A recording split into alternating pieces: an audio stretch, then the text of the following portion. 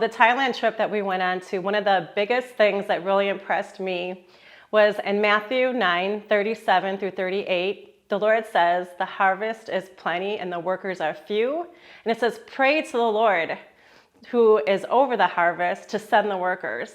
In a lot of conversations with Pastor Brandon and Pastor Tony and Pastor Art, they talked about in Thailand that there is a very low percentage of people that are saved there. I think it's less than 1%. And it's not even about those rejecting Christ. It's that they don't even know about him. There's no access to the Bible in Thailand. It's very scattered and very few and in between. Where in the States, there's so much information. So when people are rejecting Christ, a lot of people here in the States have heard about him and know about him. They're just blatantly saying, no, thank you.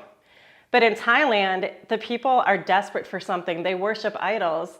They're seeking restoration. They're seeking healing in their bodies. They're looking for something to believe in and give them hope, but they just don't know about Jesus because they've never heard of him. And that was one of the biggest impacts that has really struck me. Since I've come back, I have been praying to the Lord to send the workers to Thailand. I've been praying for restoration for those working in Thailand, the people that are ministering and going out into the remote countries in Karat and Bangkok. And Pastor Bridget, that is also in the ICA ministry. She's in the red light district in Bangkok. And the same thing with her. She shared with me that they are sending units of ministers home because they're stressed out or dealing with suicidal tendencies or even being tempted by some of the interactions that they have all the time in Bangkok. And so I'd been praying for her too, just that the Lord would send workers for her part of ministry.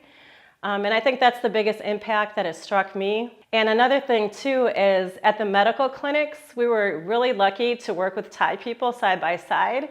And even though we didn't understand their language and they couldn't understand us, they were so willing to allow us to pray over them. And they're very receptive to knowing about Jesus.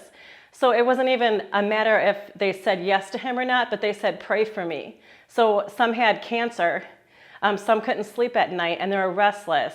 Many of them are like us. They just wanted us to pray over their family, to bless them and keep them in good health. And so I think that was the biggest eye-opener for me from this trip.